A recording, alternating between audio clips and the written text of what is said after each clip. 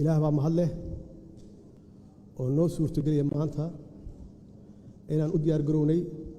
doorashadii muddada dheer aan sugaynay oo ku astaysan 15 May usbuuca soo socda mudanayaal marwooyin xildhibaanada sharafta leh waxaan weydiisanayaa aan ka codsanayaa inaad codkiina isiisaan inaad u heelisaan isbedel doonka inaad u heelisaan dowlad wanaagga oo ku dhisan la dagaalanka musuqmaasuqa iyo wadaniyadda patriotismka waxaad haysataan barnaamijkii isbedel doonka socda waxaan rabaa inaan ka taabto xagee ka yimid isbedel doonku wuxuu ka yimid waxa la yiraahdo isbedel doonka fadhiidka ayuu ka yimid oo taariikhdeena ku suntan aan soo aragnay khibradeena markaan kaashanana muddooyinkii la soo dhaafay aan ognahay wixii dalkan soo maray saad ogtihiinba isbedel doonka socda ama isbedelka socda wuxuu ka bilowdaa waqtiyadan hadda aan joogno doorashada ah waxaa dhasha ama aad doorataan madaxweyne cusub madaxweynahaas cusub ma yaqaano waxa adduunka uga soo horeeya waxaase muhiim ah inaan idin sheego waxa uga soo horeeya laba arrimood oo muhiim ah inaan ogaano ama aad ogtihiinba waxa uga soo horeeya la dagaalanka shabaab iyo cadowga shabaab oo ah argagixiso international ah iyo faragelin shisheeye oo dowlado qaar ay ajando u tahay Soomaaliya inaysan cagaheeda ku istaagin qofkaas cusub intaas soo wareegay yaa wuxuu bilowdaa hawlihiisii kale in uu magacaawdo xukuumaddiisa inuu dowladdiisa dhisto 6 bilood ugu horeeya waa isbarasho 6 bilood ku xigtana waxa bilowda political instability xasilooni la'aan siyaasadeed bilaabata halkaas waxa ku kala qaybsama golaha shacabka conflicta bilowda sanad gudaheeda waxa laga yaabaa inuu ka baxo prime minister kaas ama xukuumaddaasi ka baxdo caado waxa ah sanadka ku xiga in la magacaabo haddana xukuumad cusub xukuumaddaas cusubna ay jidkii hore marto 6 bilood isbarasho ah iyo 6 bilood oo political instability ah halkaas waxaa cad labadaas dowladood inaysan waxba qaban oo ay fadhid yihiin dowladda saddexaad sanadka saddexaad bilowgiisa waxaa la magacaabaa xukuumad kale xukuumaddaas markay 6 bilood jirto 6 bilood ku xigta markii ay bilaaban rabto iskhilaafaad ama khilaaf bilaaban rabo waxaa la xasuustaa in doorashadii hal sano iyo bar ay ka dhiman tahay waxaa la bilaabaa noocee yaan galnaa doorasho noocee galnaa dastuurka waxaa noogu qoran doorasho qof iyo cod ah waxaa la ogaadaa doorasho qof iyo cod inaan laga gaarin maxaa yeelay labadii sano la soo dhaafay iyo barka in aan laga shaqaynin wax dowladda ama dowlad wanaaga laga shaqaynin waxaa loo galaa madal iyo heshiis siyaasadeed in lagu dhammeeyo wixii uu nafarayay dastuurka sanadka saddexaad waxaa la isku afgartaa heshiis siyaasadeed halkaasna waxaa ka bilowda madal la wareegta hawshii baarlamaanka sanadka afraad baarlamaanka waa la xiraa albaabada la isku dhuftaa mushaharna ma qaataan sanadka afraad si la iska daba ordaayo sanadka shanaad baa la galaa halkaas iyo doorasho ka dhacda doorashadaas oo ay ku dambayso 70% baarlamaankii hore inuu soo noqon halkaasi waxaan ku baranay doorasho dadban iyo noocay tahay dowladda ku xigta iyaduna saasay ku bilaabataa saasayna ku dhamaataa xasilooni la'aanta siyaasadeed waxay dhashaa ama saamaysaa arrimaha dhaqaalaha arrimaha amniga arrimaha bulshada iyo saamaysaa immediately arrimaha dhaqaalaha markaan ka hadlo bacdama dowladda haysato oo khilaafaad badan ka jiro qof kasta oo xun wuxuu ka fekeraa sidii uga faa'iideysan lahaa waqtigaas la haysto aan la xisaabinin musuqmaasuqa cirku maraa waxaa bilowda in dhaqaalihii uu hoos u dhaco maxaa yeelay dakhligii canshuurihii lama aruuriyo dakhligii hoos u dhacaa mushaharaad lama bixiyo kontraadyo waxa la bixiyaa aan sharci waafaqsaneen mararka qaarkoodna waxa la galaa kambaniga shisheeye in lala galo kontraadyo aan waafaqsaneen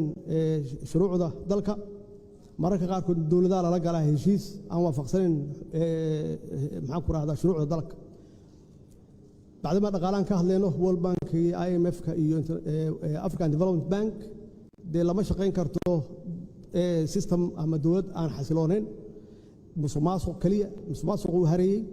halkaas waxa dhamaad wada shaqeynta IMF iyo World Bank markii dhaqaaluhu saas u xun yahay markii waxay saameysaa arrimaha amniga iyo saameysaa arrimaha amniga musuqmaasuq waa gala ilaa systemko dhan yaa wuxuu yahay system fashilmay oo fadhiida ciidamada waxaa gala musuqmaasuq markiibana waxaa bilowda in aan mushaaraadka la bixin iyagoo awalba mushaaraad fiican aan qaadanayn ciidanka qalabka sida iyaguna waxay sameeyaan bacdama faamiliyo xaasas iyo reer iyo caruur ay leeyihiin waxay bilaabaan waxay ahayaan inay iibiyaan ama ciidanka ka tagaan ama agaga ay baneeyaan bakaaradii hubka yaalay suuqa la keenaa waxa weeye waxa ka faa'iideysta cid alla cidii xasilooni la'aanta siyaasadeed ama ka faa'iideysanaysa iyo nabadgelyada ay koow ka tahay shabaab iyo dadka oo qaata hubkii oo barka dambana ay ku dhamaato qabiiladii dagaal inuu ka dhaco dhexdoodii arms embargo waana lagu adkeeyaa maxaa yeelay waxaan nahay dawlad fowda ah chapter 7 kana waa sii socotaa arrimaha bulshadana saas u saameysaa shacabku waa qalbi jaban yihiin bacdama dawladeedii ay haystaan horumar inaba hayraatay aysan arkaynin musuqmaasuq uu baahsan yahay waxay noqdaan indifference oo weliba mararka qaarkood dawladda ayay ka soo horjeestaan anigoo ka faa'iideysanaya khibraddaas waxaan go'aan ku qaatay in aan ka leexdo jidkaas isbeddeldoonka fadhiidka ah aan aado isbeddeldoonka socda haddana ma bilaaban halku dhigaan wuxuu ahaa wax runtii muddo dheer soo socday oo ku dhisnaa khibradda aniga aan leeyahay waxaan go'aan ku qaatay political stability ama xasilooni siyaasadeed dalka inuu galo waxaan uga horeeya xukuumadda aad magacaawdo inay shaqayso muddo dheer taas aad ku wajihi karto fargelinta shisheeye aad ku wajihi karto dagaalkan kula jirno shabaab waxaan siiyey awooddii ugu badnayd xukuumaddii ugu horreysay 3 sano iyo bar iyo shaqaysay oo ahayd waqti ugu faraha badnaa ama ugu dheeraa ay xukuumad shaqayso taas waxay keentay political stability keentay xasilooni siyaasadeed bay keentay waxa ugu horeeya aan soo celin waxay ahayd civil aviation oo muddo dheer 30 sano ku dhawaad dalka dibadiisa looga shaqeynay khaasatan magaalada Nairobi ee Kenya waxaan bilownay inaan ka shaqeyno dastuurkii oo meel fiican soo gaarsiinay oo hadda sugaya ilaa la gaaro heshiis siyaasadeed heshiisaasi sugaya la cutubadiisu kulli ay dhamaadeen waxaan aadnay safarro aan ku bixinay Puntland iyo Galmudug halkaas oo dadka Soomaaliyeed aan ku soo boqonnay iyo xaaladaha ku jiraan waxaan noo suurtooday inaan dadka Soomaaliyeed ee galkacyo degan aan dib u heshiisiin u sameeyno oo muddo dheer ku dagaalamayay magaaladuna ay kala go'oneyd waxaan ka shaqeynay inaan odayaasha iyo dhaqanka isu keenno oo aan magaalada isu furno dagaal dambana uusan ka dhicin sidaas oo kale magaalada Caabudwaaq 5 qaybood ay u qaybsaneyd 7 sano dadka isuma gudbaynin dib u heshiisiin aan ka sameynay ilaa haddana waa isu furan yihiin magaalada Marka oo ugu dambeysay oo iyada naftigeeda muddo dheer dib ku jirtay waxaan geenay dib u heshiisiin dib waxaan u soo celinay wada hadalkii Soomaaliya iyo Somaliland waxaan diidnay shisheeye faragelintiisa waa diidnay pressure in la saaro waa diidnay wax ay rabeen inaan yeelno maxaa yeelay annaga waxaan loo doortay naloo dhaariyay maslaxadda ummadda Soomaaliyeed iyo danteeda taas waxay keentay inaan ku guuleysanay murankii badda Soomaaliya iyo Kenya u dhaxeeyay muddo dheer kadib waxaan ku guuleysanay UN Human Rights Commission ilaa xaaladda siyaasaddu way degan tahay oo khilaaf ma jiro oo markii labaad naloo doortay waxaan ka shaqeynay oo aad iyo aad aan u soo dhaweynay dalka inuu galo qof iyo cod waad ogtihiin shaqo badan aan qabanay baarlamaanka waa keenay sharciyan keenay waana laga diiday sharci kale keenay kaasoo keenay inaan ku dhamaano doorasho dadban laakiin wax alla wixii awoodeeda ahaa karaankayga ahaa وقارن تنوجو مهم سنة ربنا نحسوسيه إن دولة ديدا waxay difaacaday sharafka iyo karaamada baarlamaanka shantii sano oo aan joogay baarlamaanka marka laga reebo intii yareed oo doorashada ku jirteen baarlamaanka shaqadiisa waa socotay waa la isku dayay baarlamaanka in la kala diro baarlamaanka waxaan xaqiijiyay mushaharaadkooda inay helaan shaqooyinkoodana si dhammaystiran ay u qabsadaan oo markii ugu horreysay arrimaha dhaqaalaha waa la dagaalanay musuqmaasuqa waxaan keenay diiwaangelin shaqaalaha iyo ciidamada qalabka sida waxaan kor u qaadnay dakhligii dalka waxaan si toos ah oo joogto u bixinay mushaharaadkii shaqaalaha iyo ciidamada qalabka sida waxaan joojinay sida khaldaneed oo lagu bixinayay maxaan ku raahdaa kontraadyada waxaan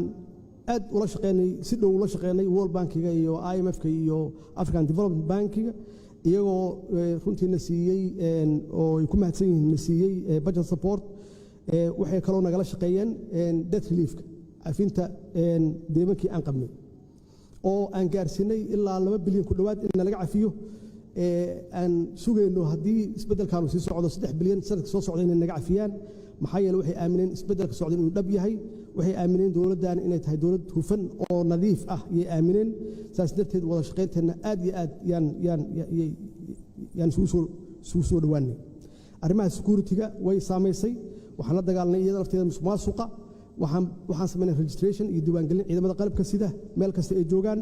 waxaan kor u qaadnay mushaharaadkooda waxaan bixinay mushaharaadkooda si joogto ah inkastoo yar tahay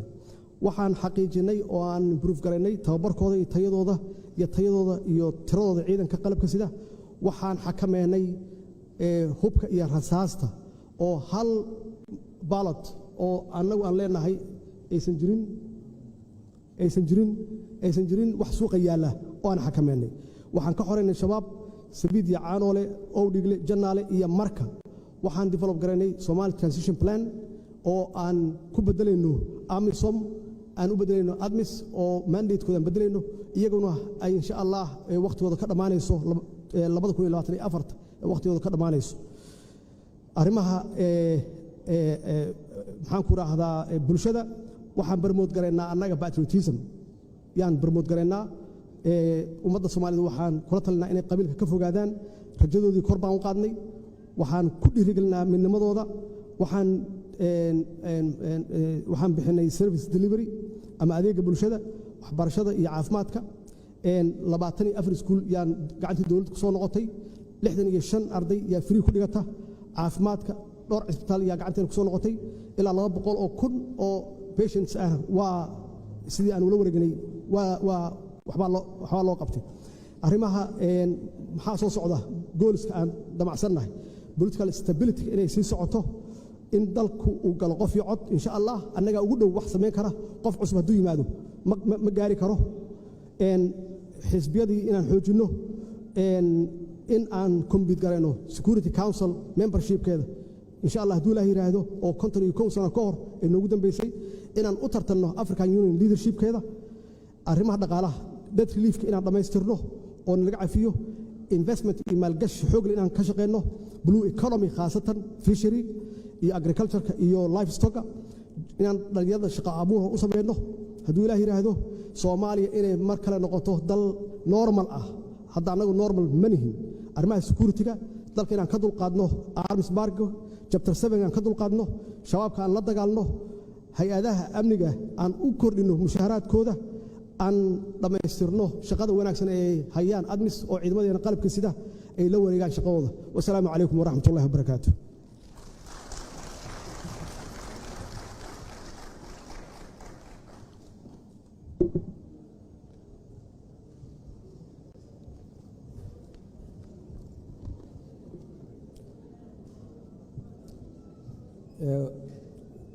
ومahadsan yahay musharax maxamed cabdulaahi farmaajo waxaan u yeerayaa musharaxa xiga oo ah musharaxa sideedaad waa musharax maxamed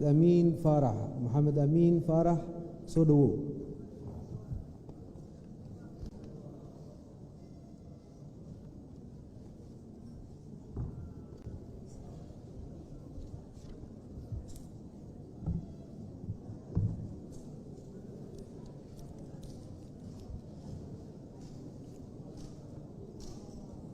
بسم الله الرحمن الرحيم